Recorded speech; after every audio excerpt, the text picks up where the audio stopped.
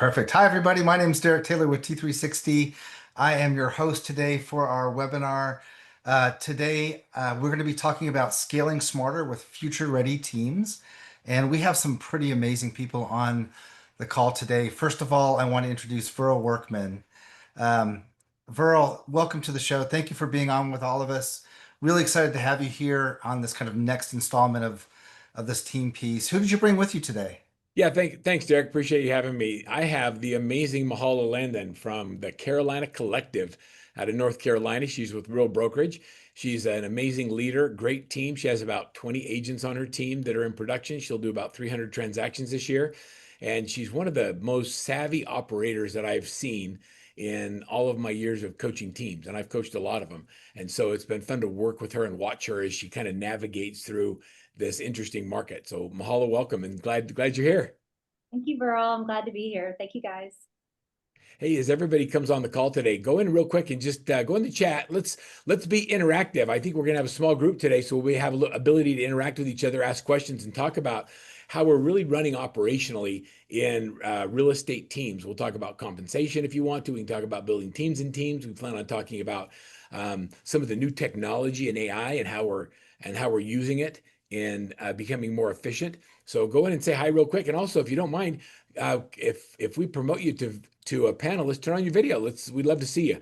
And so say hi and where you're from. One of the big advantages of being on a webinar like this is meeting people from around North America and connecting with them. There's a great opportunity in connecting with people who are in the same place that are looking to grow and scale their own businesses. And I think there's a bunch of you on the call today. So welcome, everybody. Really glad to have you. Verl, so first of all, I'm really excited that you're here. I think I've already said that once before, but I don't know if everyone's really familiar with what you do and who you are. I'm sure they are, but I'd love for you to give us a quick introduction about kind of who you are and what the Workman Group does. All right, so who I am, I'm a dad. That's probably the first thing. I have 6 kids and 11 grandkids, and I think that's where wealth is measured in my book is being able to be with your family. So that's first and foremost with me. I have a great business. 3 of my married children all work with me in the company. My daughter and co-founder Brianna is the president, and my son runs sales and marketing, and my other son Ryan is a consultant on the team. We are a coaching company that specializes in high performing teams. We have about 75 producing coaches right now. You have to first be a client and then go through the process of learning and adapting and becoming great at what you do. And then your coach nominates you as a team, which is really cool. And then as a coach, then you go through a pretty intense process. We have coaches, senior coaches, and master coaches, and have the ability to really coach anybody at any level, whether they're a broker owner that wants to create a team environment, or whether they're a team leader, or whether they're an individual agent that just wants to create leverage. To me, when I think about teams, Derek, I always ask the question, like, how many businesses, what's up, James? Good to see you. How many businesses are you familiar with, James, that are wildly successful that run as companies of one? Right. Like that, Zero. that's right. There's zero. And so why is it that realtors think that they have to do this themselves? They get into business and they can't delegate, and they don't believe they can let it go, and they have some weird ego thing that says nobody can do it as good as them. And the reality is there's lots of people that can do it as good as them, and if they create an environment for people to thrive, then it allows them to create leverage, and leverage is where you get to live well and have a great life. And so that's who we are as a company. We help people live great lives by teaching them how to create leverage using first technology and systems. And Derek, it's going to be fun to knock that around with you a little bit. And then second, by creating leverage with people. So having the right systems and tech operationally, and then the right people.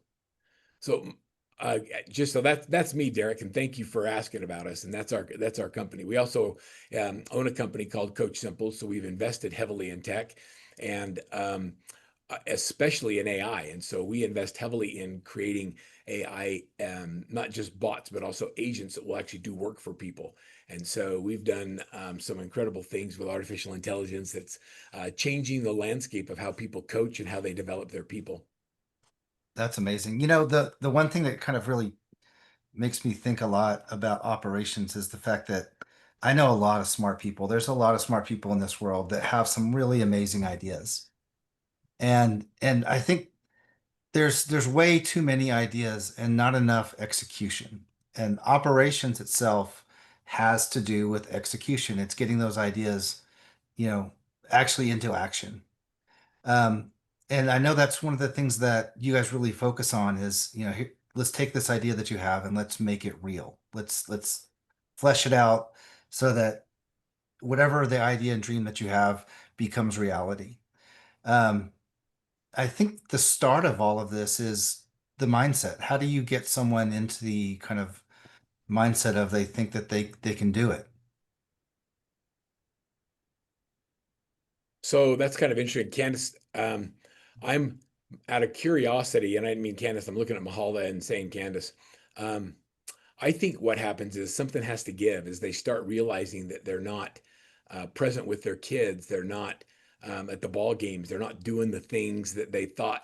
They work really hard because they want their kids to have a better life than they did or their family, and they say I'm doing it for them, but then they're not present, and so something starts to cause stress or anxiety in their life. Mahalo, when did you like realize you wanted to be part of a team? I think you started that way, didn't you? Yeah, I've so I was smiling a little bit about the idea of implementation and integration with, working with great ideas, and that's kind of my love language. And so I knew I wanted to be, when I started in sales, I knew I wanted to be a part of a team because I am I resonate so much with like looking at a brand or looking at a culture or a company and like personifying that and like taking that out there and being a part of it. And how does that how does that 1 + 1 = 3 get you further? So it's like, yeah, I could do it myself, and but this person had this awesome idea and they had this great, ability to start something, and why can't I just come in and integrate into it and make it better? And that's something that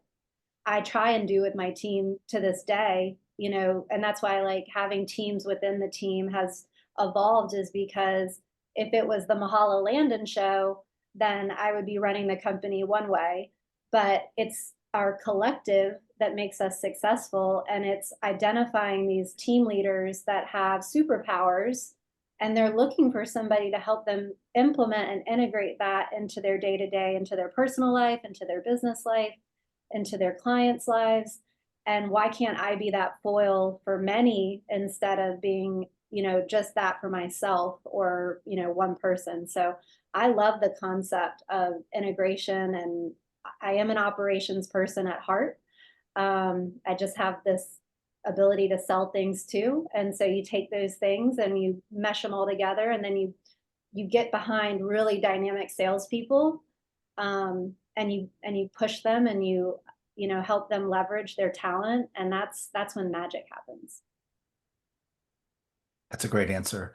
The idea being that you find people who have a ton of talent, who really want to be good at what they do, but then you help them amplify that talent in a way that they can monetize. Does that sound okay? Yes. Yes. And sometimes I want to look at my team leaders and be like, if I just made you one person, but then they wouldn't be on a team, right? And so I've got these really dynamic people, and they've all shown up in a way that their talent has been highlighted. And so now it's like, okay, how can I combine agents with them, because maybe they need that talent and that skill set, and so they can rub off on each other and become better together than by themselves. And then how do we do it as a group too? Because a hard part about developing teams is not creating silos of, okay, well, now this is mine, and this is mine, and continue to keep that, big group dynamic. And so how do we showcase that to the entire team so that nobody's left behind as well? I'm just out of curiosity what you're talking. How is your market this year over last year, and then how is your team doing this year over last year? Ooh, it's a great question. The market has been flat. We haven't seen much growth in Raleigh. I mean, we've always been a resilient market, so we don't tend to slow down, but we're definitely flat year over year.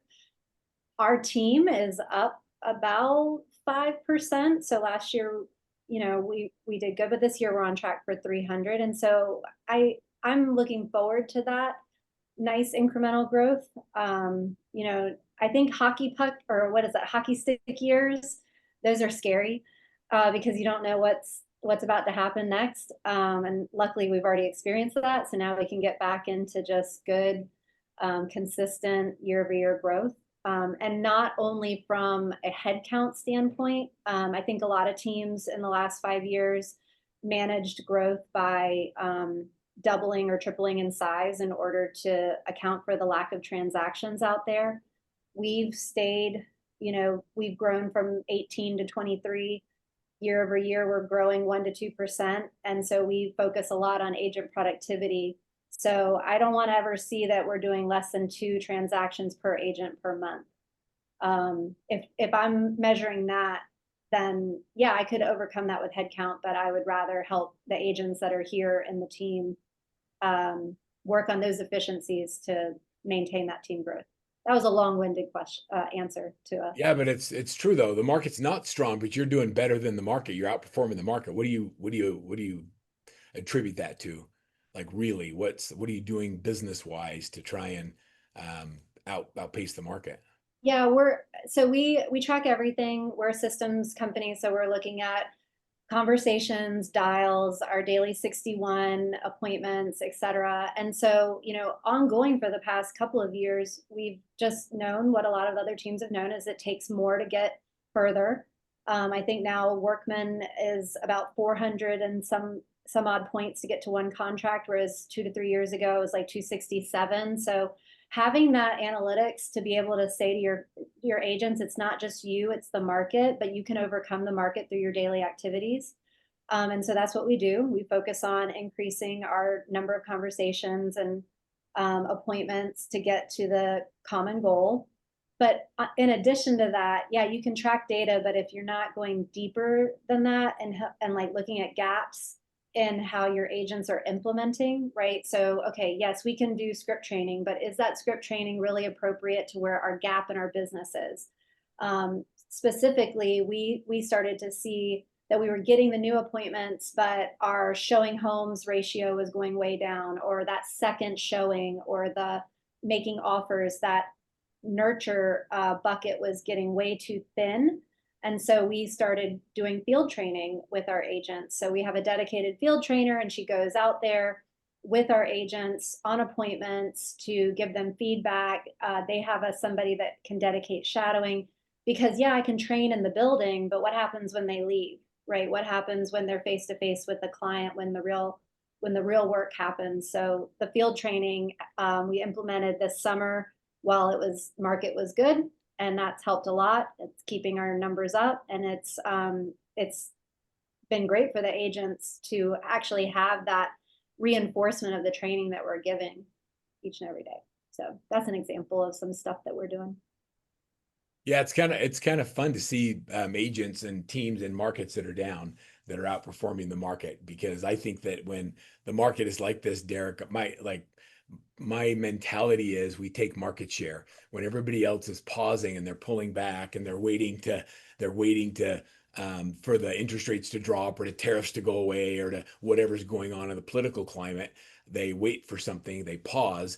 That just means that those who are aggressive, that know how to serve the consumer, they can take market share. I'm a big believer in capturing market share when everybody else is failing, and it's just true opportunities. Everybody else sitting on their laurels. We're gonna lean into it and go for it. We're gonna set bigger goals and figure out how to grab it.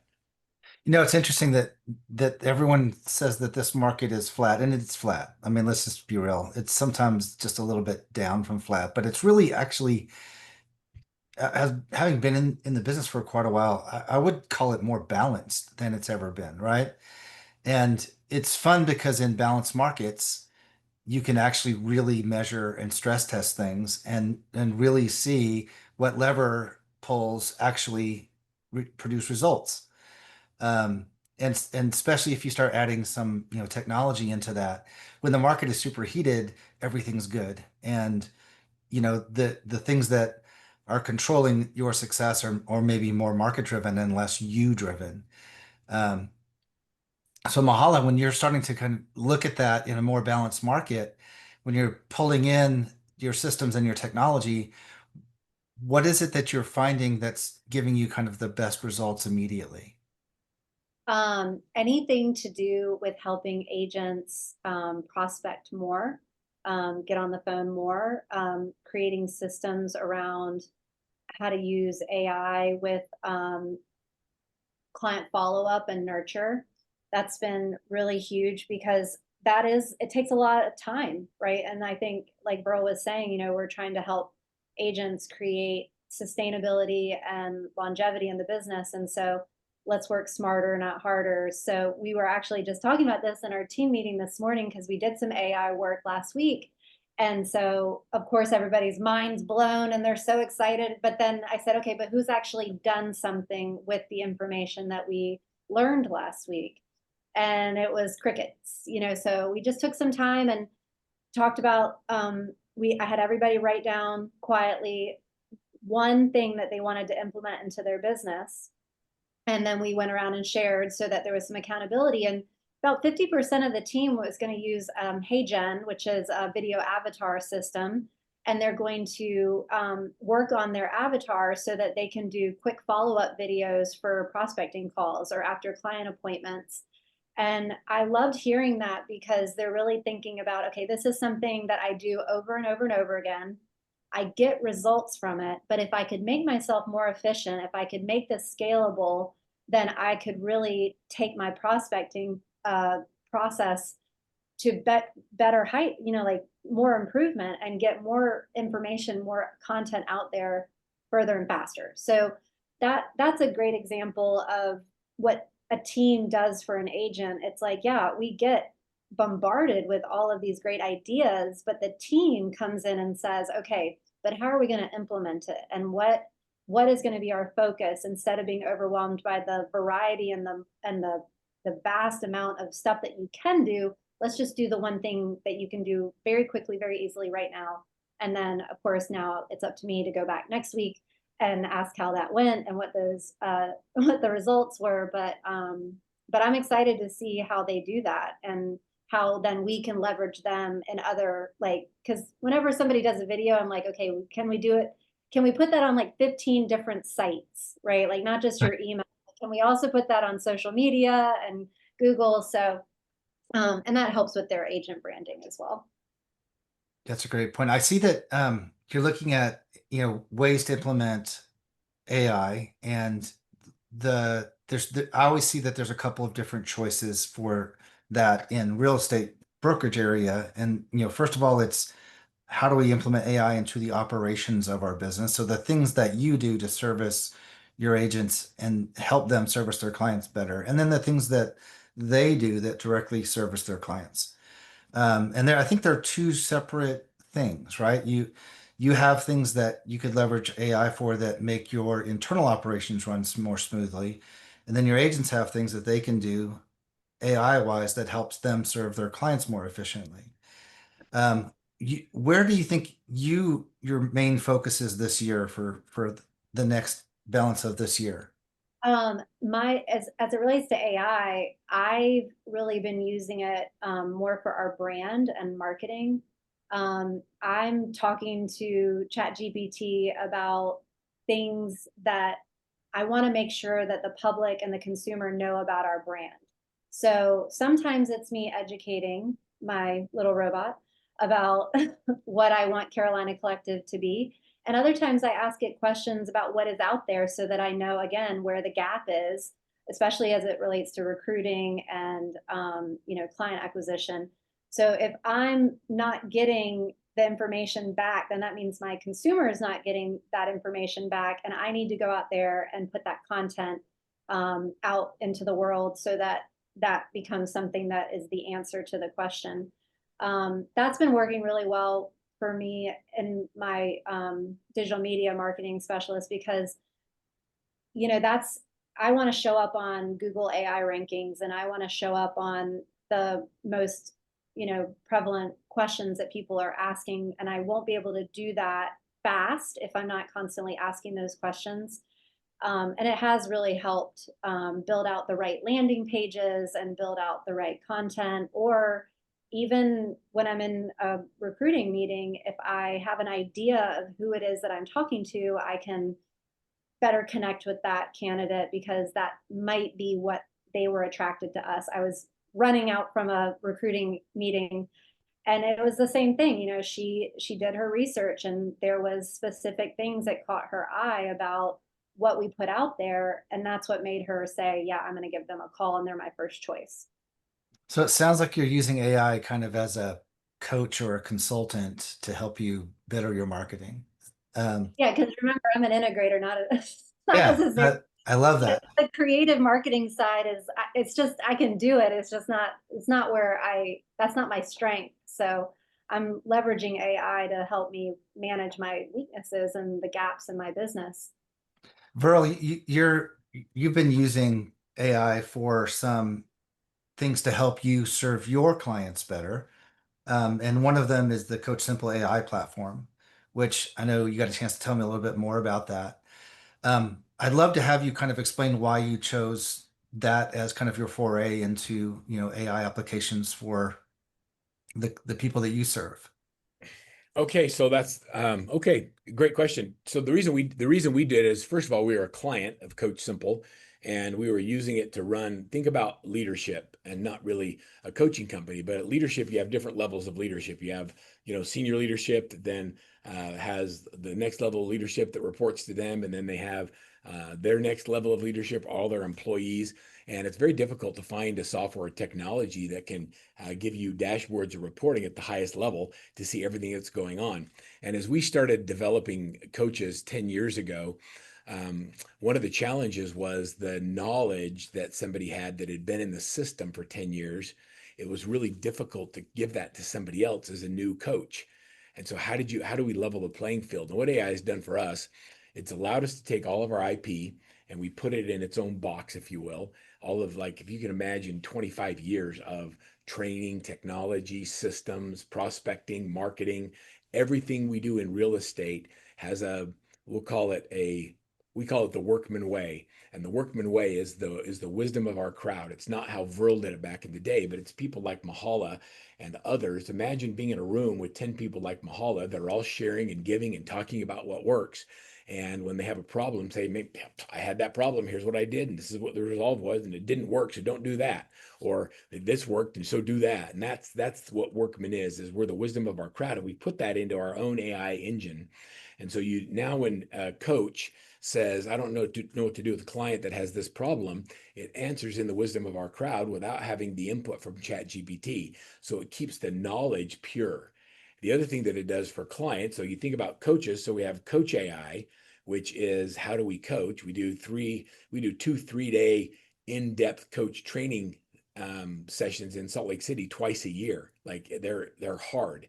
You can ask Mahala, that's pretty intense 3 days. And then we do coach training calls every Friday. Imagine having 10 years of that content and have it be searchable by any coach. What do I do when a client wants to quit?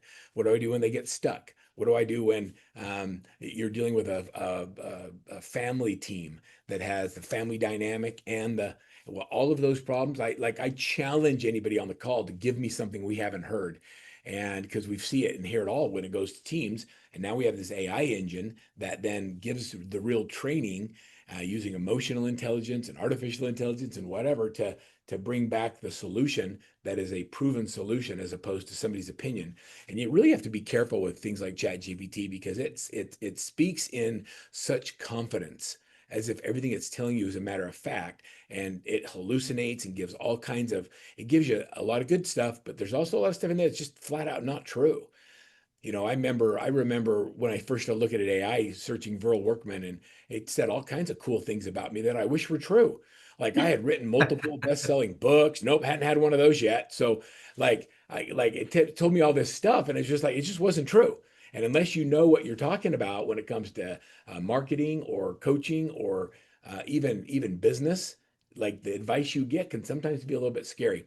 The other thing we do for our clients is we have our client AI, which then says, okay, hey, I want to hire a buyer's agent. Where do I start? It then outlines the Workman way of how to do it. Here's the ad you run. Here's the questions you ask. Here's the disc profile. Here's the compensation structure. Here's the buyer agreement. All of those resources are in our ecosystem, but a lot of people don't know what to prompt or ask for. And so now our AI answers and it gives them, it serves up everything you need and then organizes it. And then you say, okay, well, I want to onboard them now. You say, great, give me 90 days. And it, boom, lays it out for you and what to do with that new agent for 90 days. It's brilliant how it's working and developing people. So what it's done is it's shortcut the learning process for our coaches and our clients to be able to get access to the right answers to whatever problem they're having in their life or business. And then, of course, we're using it to do role plays. We do live role plays, and it scores your role play on how you're doing with different objections. We're using AI to track our sales and to put sales data in. And at Workman, I don't know how if anybody else on the call is doing this, but we have technology now that listens to every sales call, and we'll practice something in the morning and say we're going to try this new dialogue, and we'll get feedback back by 11 o'clock. We'll review how it's doing. It'll score it. It'll tell us which sales guys or which people on the sales team are actually using the right dialogue and which ones aren't.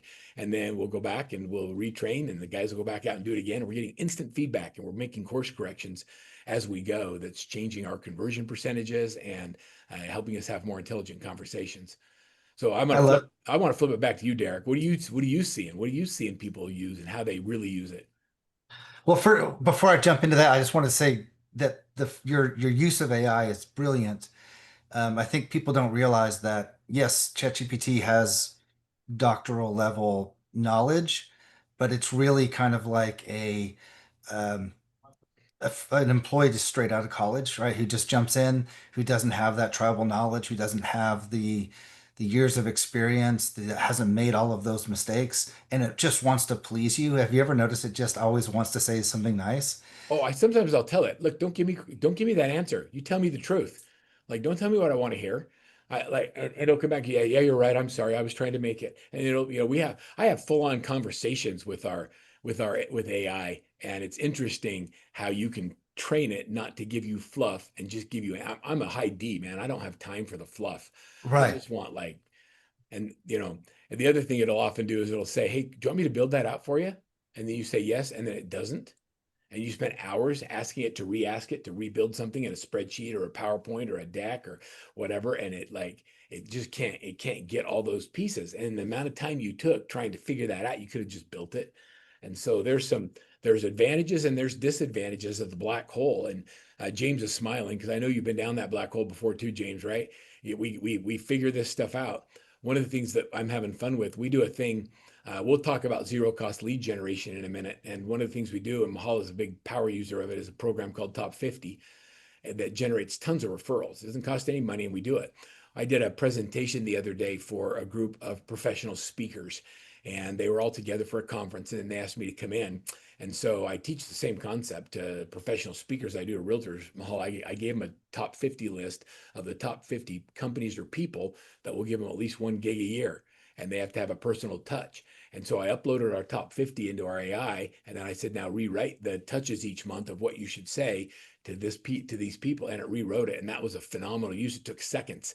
And so what we used, writers and the graphic designers and everything, to try and create for our real estate top 50, we did in seconds using AI, giving it the right context and the right prompt. And then now I had a great solution the speakers were all drooling over when I was done to get access to it. It was actually pretty funny That's because cool. it's such a simple principle, right?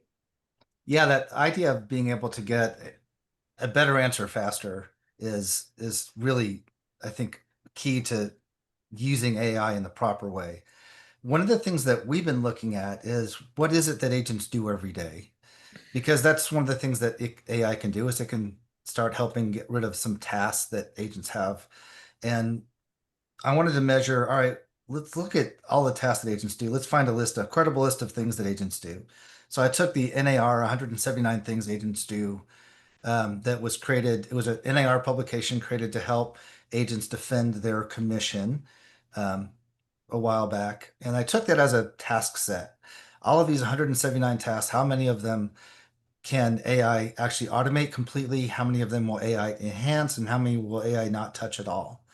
And it was an interesting kind of thought experiment. And when we're done, we figured out that between 70 and 75% of what an agent does today, as long as we have the data set behind it, can be completely automated by AI.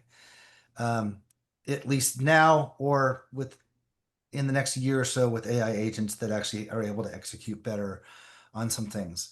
So my question then is, if and Mahala, you can tell me this: do your agents need more time, or do your agents need something else from AI? Because I think, and I've heard this from a lot of people, they don't, maybe agents don't necessarily need more time. So You know, that is a great question. I believe that where AI really helps agents the most is getting started, right? It gets over the hump of what keeps them from actually moving forward in whatever those activities are. It's the same thing that a team does, right? It just gives them that kind of push and that structure or idea to build off of. That tends to be what gets them motivated the most. I don't know necessarily if agents need more time. I think it's being more intentional about the time that they're spending. Going back to even what Verl brought up with the top 50, I'm a lead based company, but I strongly believe in top 50 and the idea of no cost leads. And that is my responsibility. In my last meeting with the agent, that's my responsibility to teach you how to do this. I'm going to help you get transactional with a lead, but more than anything, I'm going to teach you how to hunt. So I think for agents, it's just helping them understand where their ROI is and how to be intentional about their business and where to spend time. We just waste too much time on things that don't help us make any money and that distract us from time away from our families. And if we did it with real purpose, and that's why Verl said at the beginning, like I can transact, I sell homes if I want to. I kind of proved a point at the beginning of the year by taking our systems and processes that I train agents and just did them. And then 10 houses later, managing my life and my other responsibilities, I showed the agents that, yeah, with intention, with just being committed to the consistent daily behaviors, you can transact. And it shouldn't be a huge, like, it just shouldn't be that much time. that's a If great, that's exactly what I was hoping to hear from you, because I have this idea that the other 25% of those tasks that can be done require a person.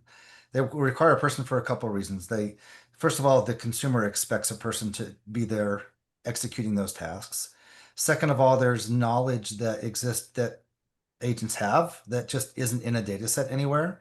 Like this HOA is having some issues lately, or there's something new that may be pending for zoning issues, or there was a EPA Superfund site there 10 years ago that still stigmatizes the neighborhood, right? A lot of that stuff isn't necessarily in a data set.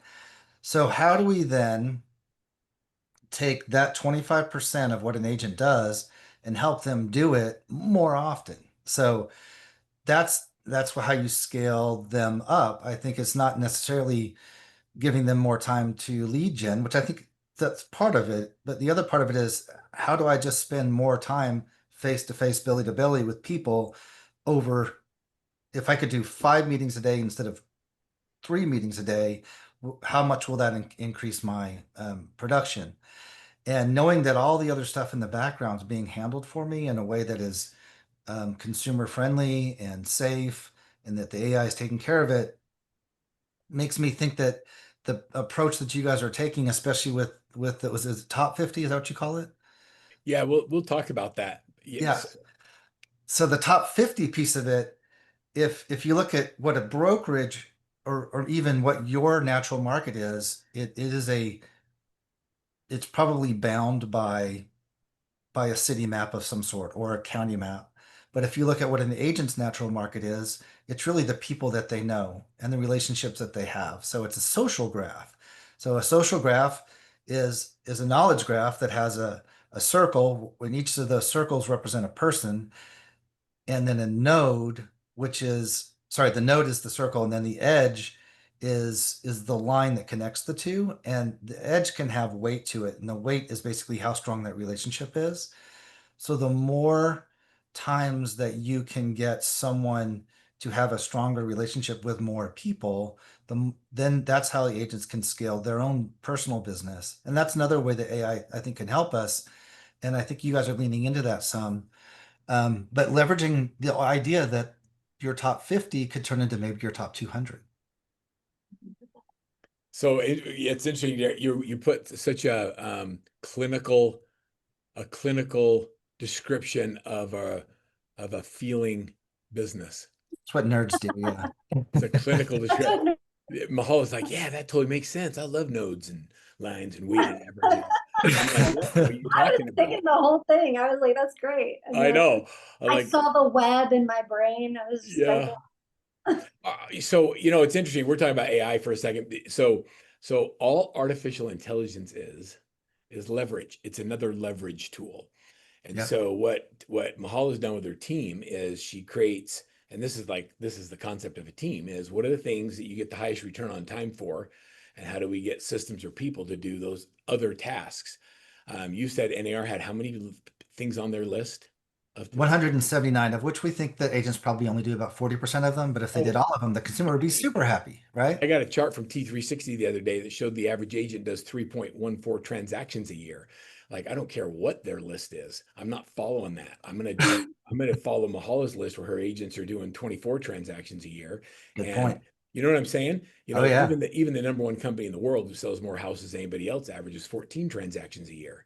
Like, Mahala doesn't even want them on her team if they don't do 20. And so there's something to be said about the operational excellence that allows them to specialize.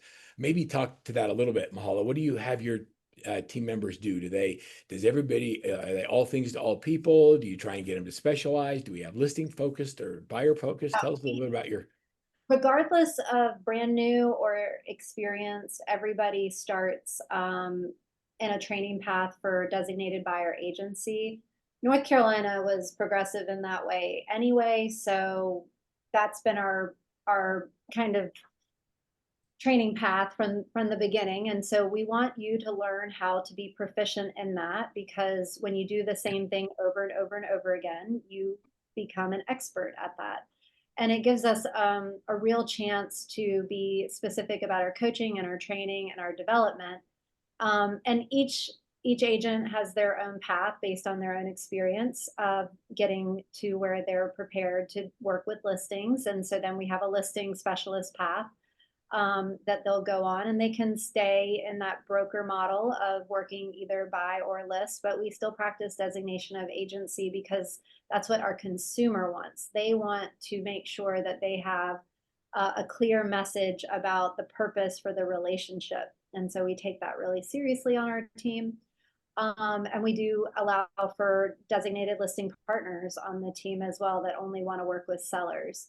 So I do think it's important that people understand the differences of those roles, whether or not we walk around with that name tag on that says I'm a buyer specialist or not. We need to understand as the agent what those specific tasks are so that we don't get the 167 list of things to do confused when we're working with a buyer or we're working with a seller. I was thinking too about some of the things that you were talking about that we can't offload to AI, and that's emotional intelligence. That's Yep. where AI falls short. And being able to understand motivation between our buyers and our sellers and the distinct nuances of those things. Another thing that we've done with our agent avatars and our team is uploading our disc into either our Workman AI for role playing or Chat GPT for more open sourced information, because how we interact with our customer and even each other on the team, a lot of that has to do with that emotional intelligence that you can't offload. And it's actually how you take on those tasks is our personalities and what we're good or bad about. So that web that you created, it can all go south when you get the wrong personality profile and they're trying to execute. So, Derek, I know James is dying to ask this question. It's like, okay, so all these team leaders run these big teams, they sell these houses. Do they make any money? How important is profitability to you? And how do you stay profitable? Because a lot of team leaders can't figure it out without being it. Like if you took the team leaders' production out, they are not profitable. And so they have a team, but it's all their own profitability, it's their own transactions that make the team profitable. What's your focus on profitability and how do you get there?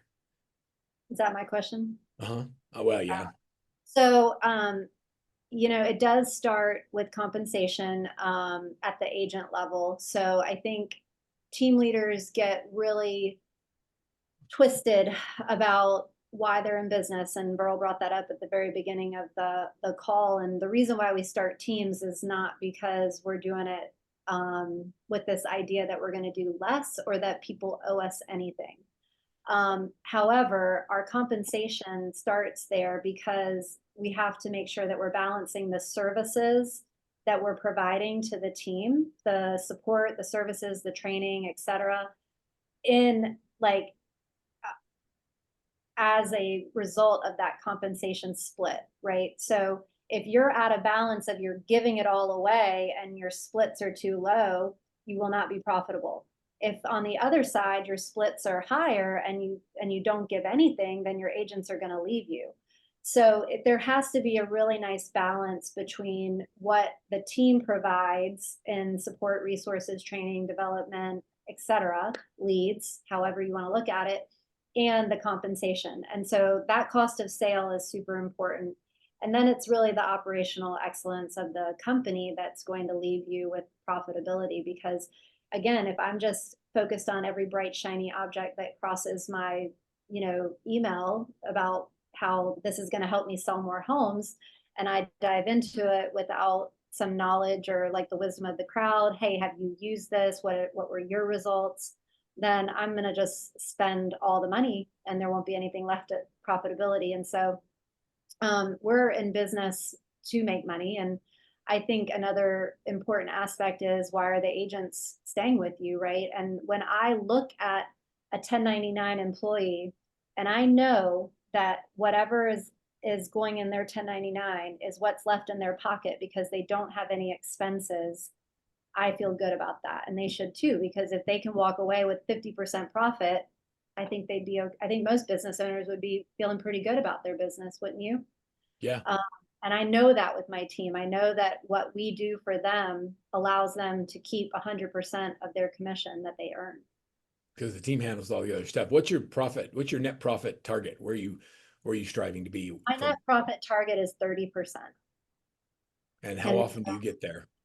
As long as I'm doing all the things I'm supposed to do, I get there. I'm curious, what percentage of your cost is customer acquisition cost, and what percent of your costs are operational costs? Most of my expenses are fixed. The biggest driver of my company is going to be payroll expense. It's going to be the talent that I have that serves the agents. I have an ops manager, a digital media specialist, a growth manager that helps with recruiting, and a transaction coordinator, and myself. So that's going to be the biggest driver of my expense. Lead acquisition, I have had a company that has been very heavy with the lead acquisition expense. That was actually right before I started becoming a Workman client and coach. That's a dangerous game for teams to play because you can't buy your way out of problems, and leads are not the solve for a team, right? A team leader should not get into business and say, well, I'm just going to buy a bunch of leads and I'm going to hire a bunch of agents and they're just going to sell houses.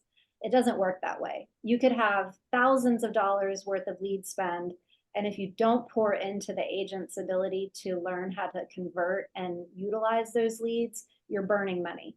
So we do monitor lead acquisition very closely. The majority of our marketing dollars goes towards our client events, our customer, retention plans that we have to communicate with them to make sure that we're front of mind.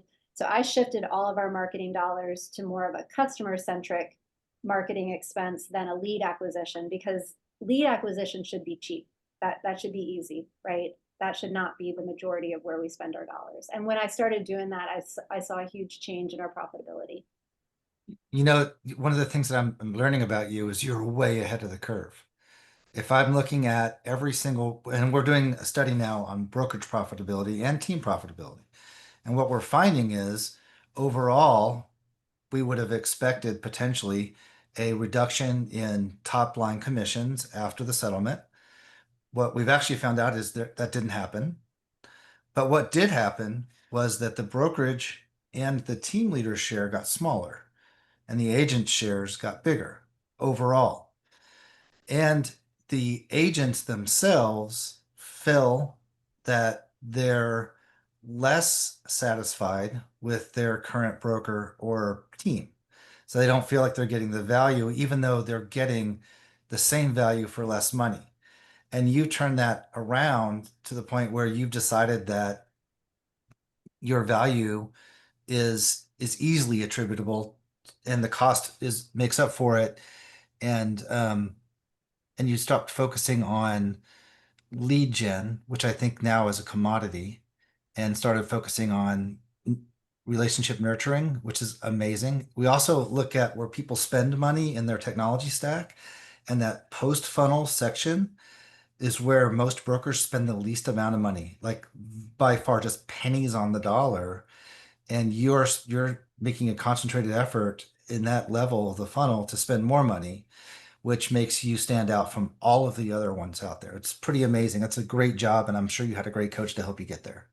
Well, like Verl said, I mean, I think most people that get into coaching or that even find themselves in this business running a company, like you do have to go through that pain because until you experience it, you kind of don't realize how fast it can happen. And I've certainly been upside down in decision making, and some of that is through like what you were saying, chasing the wrong goal or chasing the wrong culture of a company. And some of that is, shifts in market when, we watched open houses die during COVID, and when we were forced to make a lot of internal examinations of our businesses. And I'm thankful that I was able to make those significant changes. But I think I don't think we can ever stop doing that. And then maybe that's the next thing I need to do with AI is figure out how to forecast that better. Derek, it's been fun to watch Mahala kind of transition and really grow and develop as a leader as she's gone through ups and downs in business and then worked through some, I call it catastrophic events that then cause you to rethink how your model looks and then how do you rebuild it differently and how do we eliminate things that don't really give us the return on money that we thought we would and really focus on the one or two things that are really really critical. And I think it's a testament to who she is as an individual. She's resilient, but she's also taken the time to recognize when you make mistakes and cut it quickly instead of stay in them for a long time. Leaders have a tendency to just like they don't want to admit that, hey, I screwed that one up. And I by the way, and I screw up things all the time and I just have to fix it and start over again. So that's just kind of who she is as a person. I'm going to show a couple things. Can I real quick, Mahala? I'm going to share my screen. Let's see if I can do this with, I've lost my Zoom. There it is. Okay. Desktop one. I'm going to share this with you just so everybody has that. I'm going to give everybody a couple of tools. One of the things we talked about, we talked about kind of an org chart and the different positions on a team. And this is something that we follow at Workman. It also shows recommended compensation for each of the different team positions, buyer's agent, listing partner, client care coordinator, showing assistant. And I'm going to give this to everybody. I just want everybody to have access to that. We talk about things in general terms, and sometimes it's helpful to get the specifics. What do you actually recommend we pay someone in order to have that 25 or 30% net profitability on your team in order to be able to do that? And you can't start by paying your agents 50-50 and higher and then cover all the expenses for admin and client care and marketing and all those things because you end up with no net. They get a 50% gross and that's their net. You have all the expenses. It's a bad business model. So we talk about that. And then you've heard us mention a couple of times, a couple of different resources. And I'd like to have Mahala talk to him. I can talk to him because this is what we teach and do. But I think it's better when somebody who actually runs it talks about what's easy and what's hard. This is our daily success habits tracker, where she talked about tracking 61 points a day to get in dollar productive activities and then totaling what it means. What's the experience with the team been in doing their daily success habits? And how easy is it to get everyone just to do it? Uh, it's so challenging, and it's something I think another um, advice to team leaders scaling teams is this is your work right here, like as a team leader. It's not just your agent's responsibility to understand this or to even um, fall down and not do it well. This is the work. This is the day-to-day stuff that you just have to be committed and consistent about. So more of an example for a brand new agent coming onto our team, my favorite thing to hear is when they say it's really hard to get to 61 points. And that means that they're really actually trying and they're doing Right. it. Because if you notice as a brand new agent, there's a lot of these things that aren't going to happen right away. And those are your bigger points, right? But it's helping them see that the small incremental improvement in their day-to-day behaviors gets them to the bigger points, right? This is a total mindset teaching method. This is not about hitting 61 points at all. And I think it's the agents that start on my team that immediately are like, I had 61 points today. I'm like, how did you do that? What was it that got you to 61 points? Because they're either not doing it and they're focusing on winning the game, or they legitimately put in 61 calls and then they're like, wow, it took me 61 calls to get to 61 points. So this is an awareness exercise. This is I don't even like to use accountability because I don't really think it's accountability other than maybe to yourself of being honest about how you're spending your time. Going back to that, do agents have too much time or too little time? What I like to work with my agents on with this is how does it show up in your schedule, right? Like you can actually build 61 points into your schedule.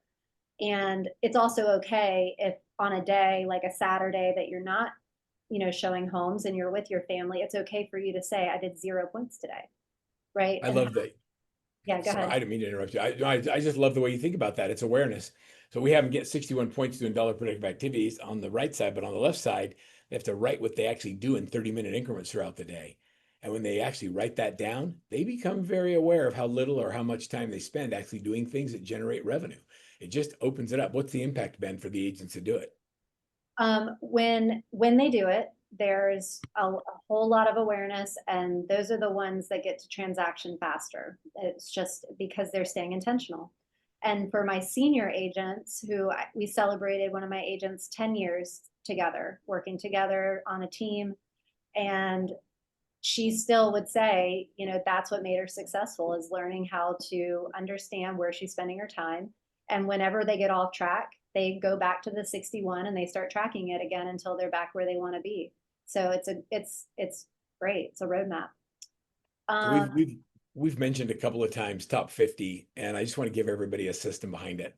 So share with the team, share with our audience what top 50 is and how you're using it, what that does in your business. And I'm going to give everybody, by the way, I'm going to give everybody this right here. Let's see. This little QR up, whoops, it went off screen. Let me give this to everybody. Everybody grab your phones right now and just shoot the QR code because I want to make sure everybody gets access to this for the top of the hour. And that is, we're going to give them a copy of the top 50, the daily success habits tracker, and my team org chart that we put up there with all the compensation and recommended positions on the team. So everybody grab your phones really quick, grab that QR code. Maybe Candace will put the link in the chat as well. And then I'm going to go back to and let you describe top 50, what it is, and then we can kind of summarize and wrap up. Yeah, so top 50, you were talking about this limitation of an agent. Well, the top 50 overcomes that limitation of an agent and the world that they know. So from the beginning, we start working with agents on creating a raving referral program, a top 50 program. And yeah, sometimes it's hard to get to 50 people that you feel like you want to have face-to-face, belly-to-belly, authentic relationship with. And so sometimes that's the goal, is getting them to where they can have 50, but we meet with them monthly. We have 4 client events a year that are part of the package. We do a Kentucky Derby, a Durham Bulls baseball game, pumpkin patch, breakfast with Santa. Everything has also, we raise money for the Ronald McDonald House of Chapel Hill and Durham. It's a Greater Triangle now.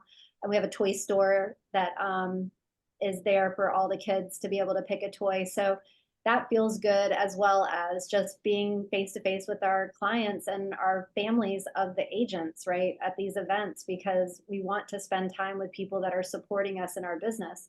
And so it's great. It's integrated straight into Workman, and it's a touch score. And so we can actually say, like, what are those face to face things? And I love it when agents are like, oh, well, I texted this person and I did this, and why doesn't that count? Well, at the end of the day, those might be seeds that you're planting to get you belly to belly, to get you face to face, to get you in front of somebody to ask for that support in your business. But it's not, those are not the activities that we're tracking. That just might lead you up to it. So it's also helping them plan out their year. And we've been using Workman AI a lot with this, with creating action plans and sprints around top 50. This is how we help agents get unstuck.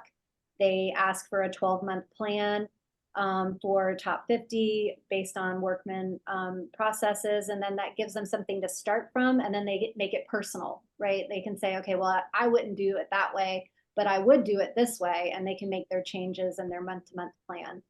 But all of these top 50 lists generate agent or client referrals. And so we celebrate those in our team meetings, we celebrate those in our small groups, and just, the teaching an agent how to have confidence to get that referral, that's teaching them how to hunt. And that takes them further, and that might take them beyond your team. And you just have to be okay with that, because you're pouring into people that are like, the agent that I met with today is from an agent that I trained 5 or 6 years ago. And when they got their license, their friend got their license, they say, you have to go here because you're going to learn how to do it the right way. And I love that. that's why we do it, right? And it's not self-indulgent. It's just like, yeah, I'm helping people create lives that they can be proud of. So top 50, Derek, is cool. It's you make a list of 50 people who are most likely to give you 1 referral a year, and you have 1 personal touch with them every month. And it doesn't count if it's an email or a text. It's got to be face to face. Imagine what happens. And it's based on a ebook we wrote called 8651, How to Close 86 Deals a Year, working with 50 people 1 hour a day. A lot of people teach these by referral only systems, and they have this great referral, and their average referral is 5 or 6 a year. Like, unless you're getting 80, just do it my way. Like stop trying to figure out what to do next. And we tell agents that, whether they're on Mahala's team or whoever's, that like that's how we get there. And it just flat out works. There was one question that James had, if we can ask it, and that is, when you have your team leaders on the team, how do you share in profitability? And have you had to come up with a profitability program? And James, I know she knows the answer to this. Yes, this was something I was really proud of, and Verl knew from the minute I started working with him that I wanted to be able to run a team where agents, we all make team goals, and I wanted those goals to actually mean something. I wanted them to be invested in the success or the failure of the team, and get out of the concept of what I contributed and make it a we statement. And so we have a profit sharing model based on that 30% net profit. Anything above that, within a certain percentage, is given back to the team leaders, and it's based on their production as well as the agents that they are mentoring and growing. And so we look at the net contribution to the company and that's how they get a percentage of the profit. So it's really, again, it's using what stays in the company as leverage, right? Like, these are the reasons why the company is here, is because we put all of this together so that we can leverage our tools and our resources to create more transactions. And then if this company is run really well, there's another opportunity for that give back. And if the it puts me on the spotlight too. Like, I have to be ready to share that. I have to be ready to talk about hey, I'm thinking about making this investment. What do you guys think about that? Does this sound like, and I think that's going back to what you said, like agents don't want just to feel like they're transactional. They want to be part of something bigger too. Big Um, time.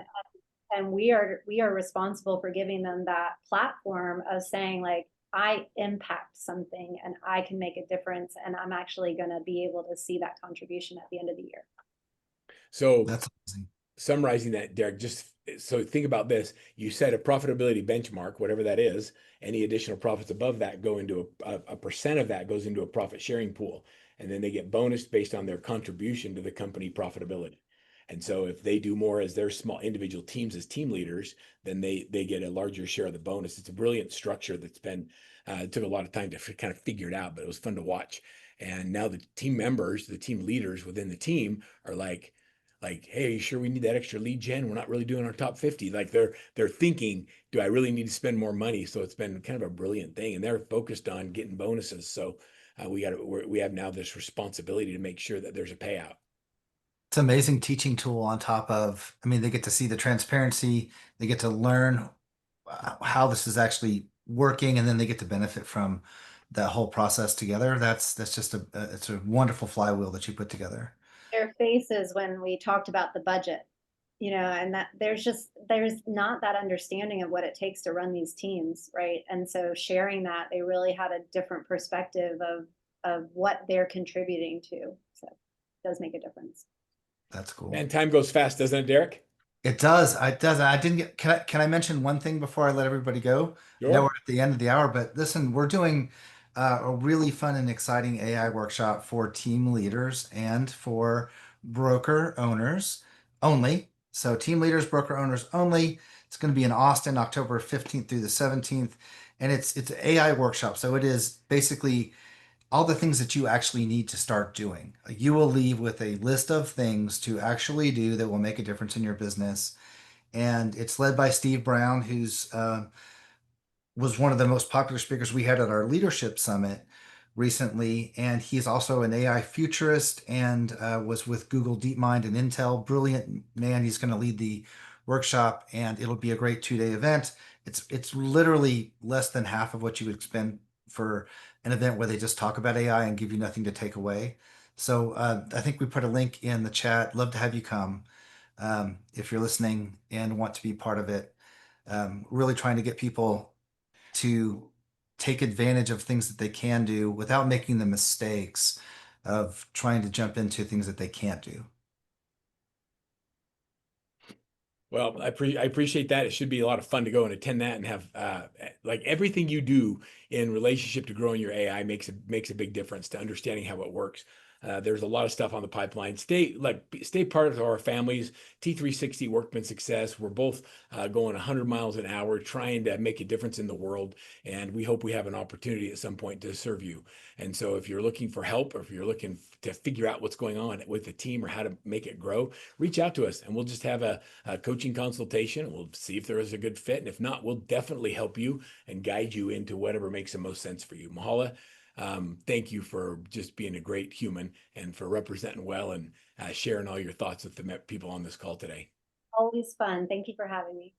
Thanks, Derek. Thank you. Bye, everybody.